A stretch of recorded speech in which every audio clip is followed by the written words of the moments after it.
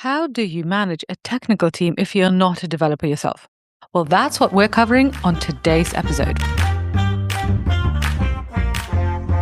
Hello, and welcome to the Tech for Non-Techies podcast. I'm your host, Sofia Matveyeva. If you're a non-technical founder building a tech product or adding AI to your business, you're in the right place. Each week, you'll get practical strategies, step-by-step playbooks, and real-world case studies to help you launch and scale a tech business without learning to code. And this is not another startup show full of jargon, venture capital theater, or tech bro bravado. Here, we focus on building useful products that make money without hype and without code. I've written for the Harvard Business Review and lectured at Oxford, London Business School, and Chicago Booth. So you are in safe hands. I've also helped hundreds of founders go from concept to scalable product. And now it's your turn. So let's dive in. Hello, smart people. How are you today? Today's episode is based on the discussion we had at the CTO Q&A, I think 3 weeks ago now. So today we're focusing on a really big problem that a lot of you are going to face. Actually, all of you are going to face if you're going to create a tech product, which is, okay, how do I work with developers? And I'm not a developer and I don't understand how to set them tasks. And also, I don't know if, they are actually doing what they're supposed to be doing, or if I'm paying them and they're just kind of sitting around and doing nothing. So this is what we're going to focus on today. And there is an invisible accountability trap. And one of the people on the CTO Q&A, he brought this up. So the person, by the way, he's listening to this. So hello, it is wonderful to have you as a listener. Have you left a review yet? You know who I'm talking about. If you haven't yet left a review, I hope this guilt trip is going to get you to do it. Anyway, right. So this particular founder has been working on his tech startup for a little while. And he first hired one set of developers and that didn't work out. So then he hired another set of developers and that's going much better. So learning by doing. And that's essentially what you're doing, especially if you don't have access to tech for non-techies. Anyway, so one of the things that he's worried about is that he is paying these developers for 40 hours of work per week. But because he's not a technical founder, he can't tell, okay, I'm paying for this amount of time. Are they actually working all this time? So am I getting what I'm paying for, essentially? And so what we discussed is that you don't want to look at input-driven management. You want to look at output-driven management. So the thing is, if you're not technical, you can't evaluate the work, you can't look at the tech, you can't look at the code because you don't understand the technology. So accountability becomes a black box. So you either try to micromanage, which really you can't really do, or just trusting completely blindly and not taking a leadership position, which, if you're the leader of a company and also you're paying for the stuff to get done, that's not a good idea. And there is this natural instinct to worry for founders and think, what am I paying for? Am I getting what I'm paying for? I'm going to give you a framework that I use, but I just want you to know that this is tricky because, for example, there are senior developers who are very, very good and they could essentially take a lot less time to create something than somebody who's a bit more junior. So in the world of developers, you really are paying for quality. So some of the top developers that I know, they could get things done very, very quickly. So just think about, okay, what kind of level of expertise am I getting? But even then, you still have no way of really telling what have they created if you don't understand the code. The solution is basically not measuring hours, it's measuring output. So basically, what have they actually created? What features have they created? What have they improved?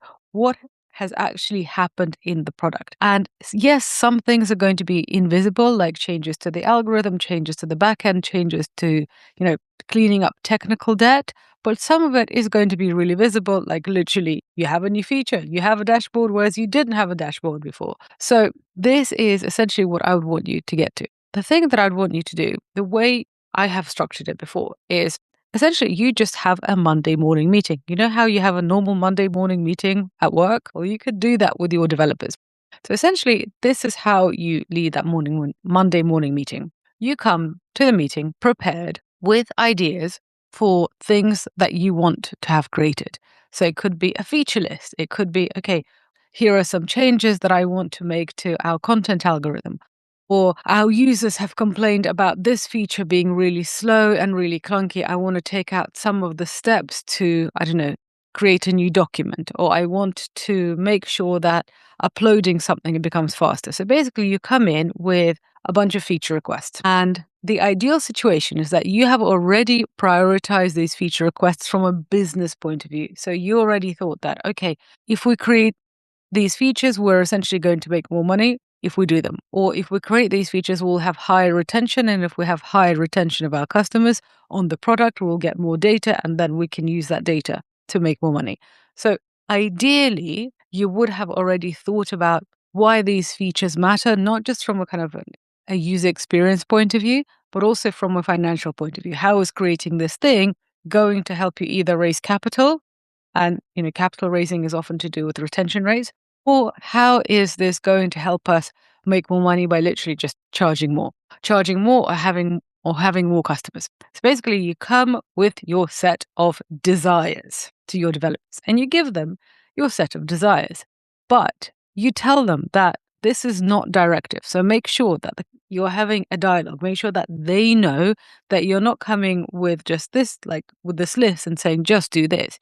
You're literally coming to them and saying, this is what I would like to create. Now let's have a conversation about the trade-offs and about the cost of actually creating this stuff. So every Monday morning, sit down with your developers, spend about 1 or 2 hours on this Monday morning meeting. I usually used to spend about 90 minutes. Have your prioritized list of features and work that you want to get done. These should be business priorities, not technical priorities, because you don't know what the technical priorities are. You could say things like, I want to create email notifications, or I want to add more mobile notifications, or I want to add more information to our user profile.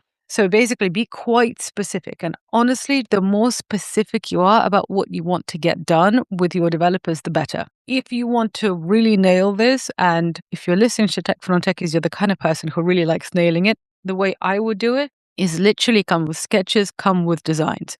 You can either work with a UX designer to do this, or if you're just generating ideas, literally just use something like Lovable to just generate some screenshots of your ideas, generate some screenshots of things that you want to get done, and literally explain, like, this is the thing that I want to get created. This is why I think it's more useful. Then you bring it to your developers. You say to them, you kind of explain to them that this is your wish list rather than this is your dictatorial point of view of things that must get done. And if they do not get done, people will get fired. So I want your developers to understand that you're going to have a conversation. Invite your developers to ask you lots and lots of questions because, number one, even when you think you're being super, super clear about what you want to get created, there is so much room for misunderstanding. Honestly, like when you think that, okay, this picture can only mean one thing, actually, to somebody else, it might mean something different. So be really clear about what you want. And then say to them, given that this is the wish list, what can we create within the constraints that we have? So what can we create? What from this wish list can be created given the size of our team? You might have 2 developers working for you part-time. So given your constraints, what can we create? Also, ask about the cost. So there's the cost of actual, time for paying your developers. So obviously they have to work on a feature for 2 weeks straight. That's a bigger cost than them working on a feature for 1 week. So the developer cost. Also ask them, are we going to have to incur any cost in terms of buying new tools or storing more data? So basically just ask them, what are the costs of creating this stuff? And then you will start understanding trade-offs. I'll tell you a story actually from my own example. In our B2C product, which was a consumer app where women could take photos of stuff that they wanted to wear and buy and get feedback from professional stylists and community, I remember there were some users who really asked for video. They're like, we really want to take videos of the outfits or the stuff that we're thinking of buying and then get feedback. And I thought, actually, this makes sense. It seems that the world is moving towards video, and this was pre-TikTok. So yes, let's go and do that. So I put that on the features list when I came to my developers. And the developers kind of nodded, but then the CTO said, well, we could do this, but if we do this, that means we can't work on any of the other features that you said you wanted, because this feature, embedding video and putting that into our algorithm and analyzing the data from that video, it is going to be such a big fat task. It is literally going to take us ages. It's going to take us a couple of months to do everything that you want this video to do. So if this is what you want to happen, you just need to understand that all of the other features that you want to have created, they're not going to happen. And so tell me, what is most important? Is it the video or is it the other stuff? And as I looked at it, I thought, yeah, well, the video stuff, that is really important. We should definitely do that. But there was just some basic kind of hygiene things that we needed to get done. And I realized, okay, let's get what we've already got on the list done first. And once that's done, we can get to the video feature. So this basically is a really, really good example of how you discuss priorities and trade-offs with your technical team. So it is not up to you. I would not expect you as a non-technical person to look at the back end and say, oh, yes, this is definitely the kind of change we want to make. And then, stroke your chin knowingly. No, that's not what I would want you to do. You are speaking like a business person. What do we as business people, what do we understand? We understand time, we understand budget, right? So when you're literally saying, okay, if I'm going to create these features, what is the time cost? What is the cost in terms of data, in terms of features? And can you give me an outline of these kinds of costs for the other features, so then you can decide essentially which features are the cheapest and fastest to make, but which features are going to help you reach your business aims quicker. So literally the conversation you're having is you're asking business questions about trade-offs, and your developers are helping you understand that. And through this conversation, if you start doing this is a really, really good way to actually understand what your developer's doing and to learn about tech and to really become a leader.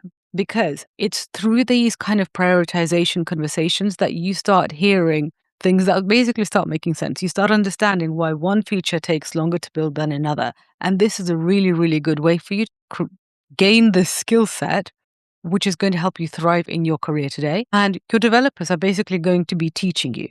The thing is, a lot of developers are really, really bad at teaching business people about what they're doing and the trade-offs of what they're doing. That's just, unfortunately, it's just a thing that they're just really not very good at it a lot of the time.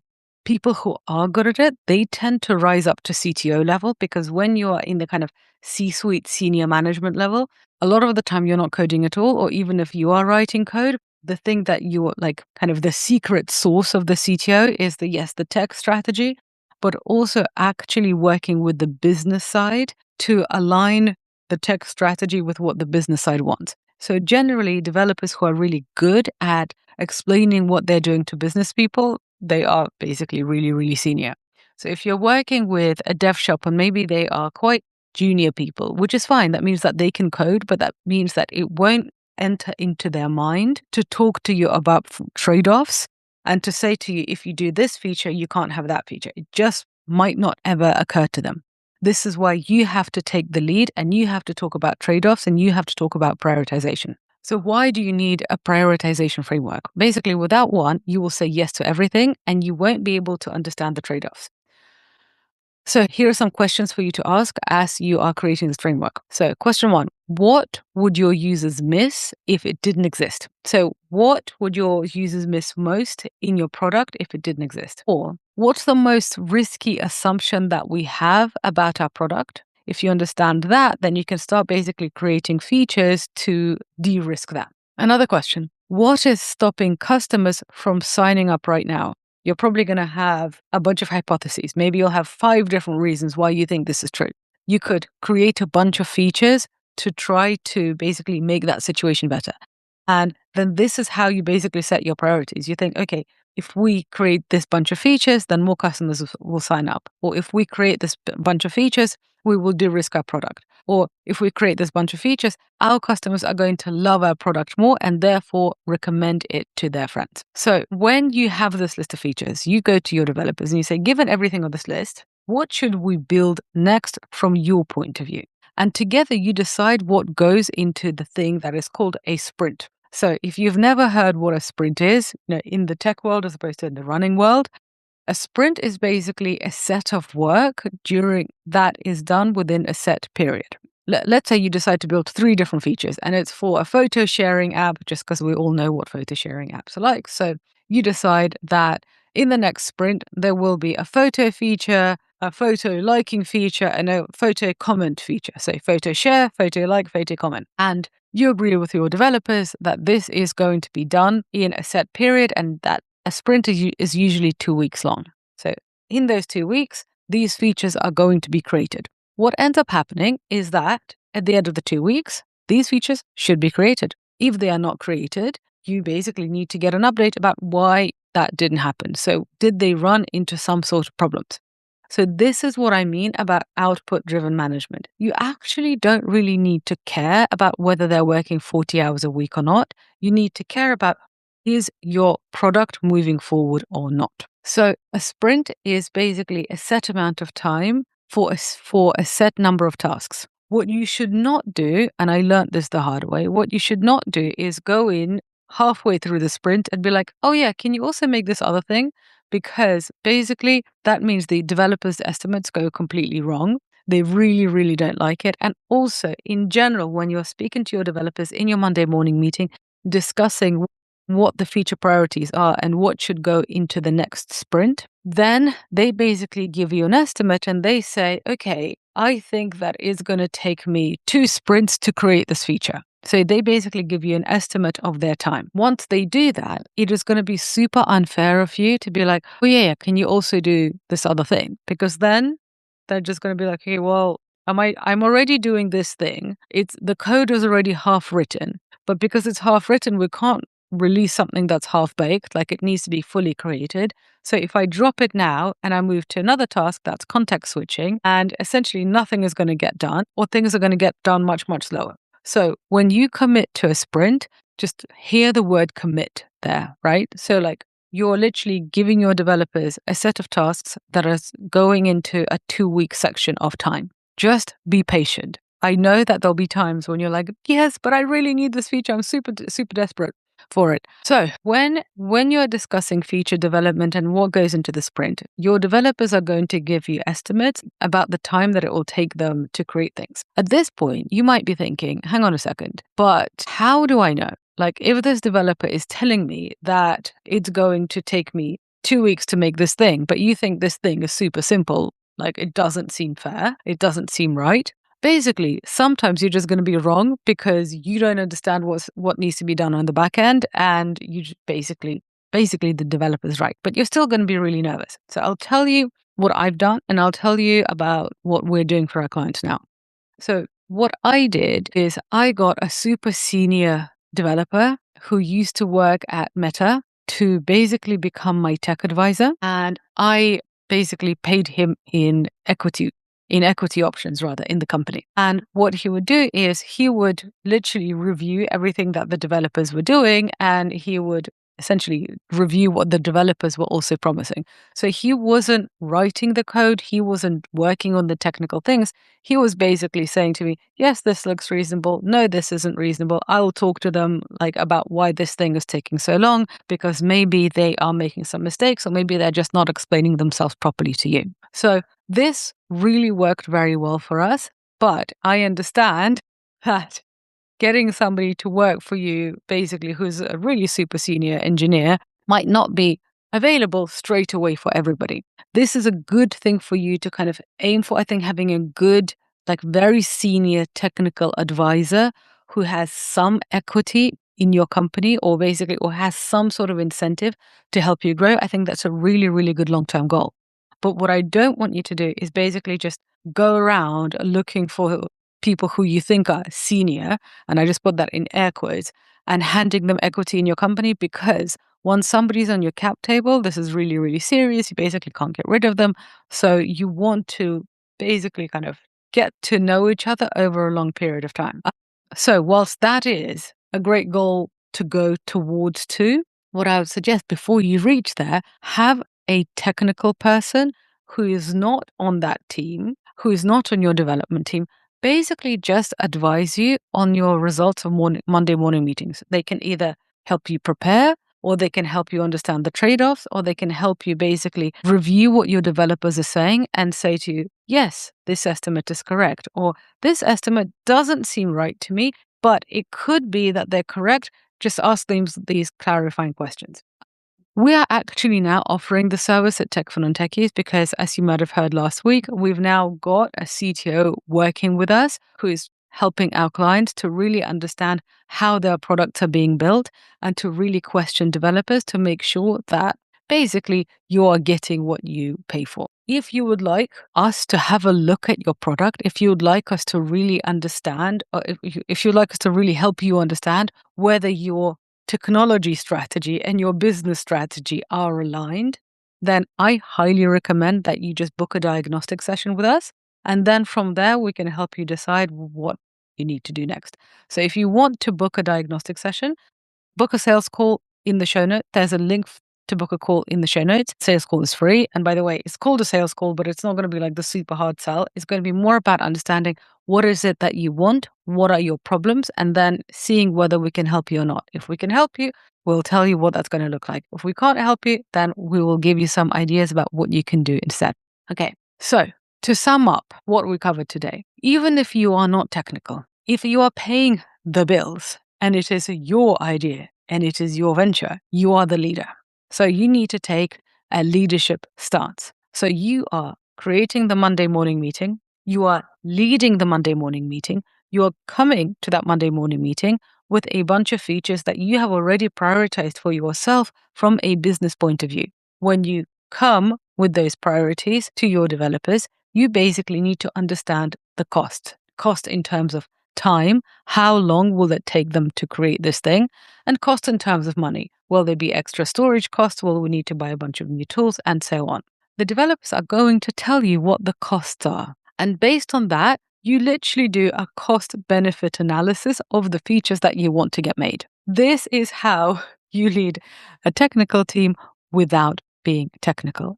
And my bit of advice that I want you to remember is having a senior experienced engineer who is not part of that team, just helping you in reviewing those decisions, helping you understand what questions to ask, helping you really refine your priorities list. This is going to be a really, really great skill set for you to learn, not only so you can save money and make sure that actually your developers are doing what they're supposed to be doing, but also this is the kind of skill set that you want to learn to be a really successful leader in the digital age. Because a successful leader in the digital age, whether you're creating your own venture or you're working in corporate innovation, that person is going to be able to work with the CTO, work with the CFO, and work with the CMO, right? So you need the marketing skill set, you need to understand the finances, and you need to understand how to collaborate with technologists, which is why if what you're listening to today, that you're thinking, this is really good, I definitely want to do this, I highly, highly recommend that you book a call with us so we can actually help you implement what you have learned today. Okay, on that note, my dear smart person, I shall love you and leave you. Have a wonderful day, and I shall be back in your delightful smarty next week. Ciao.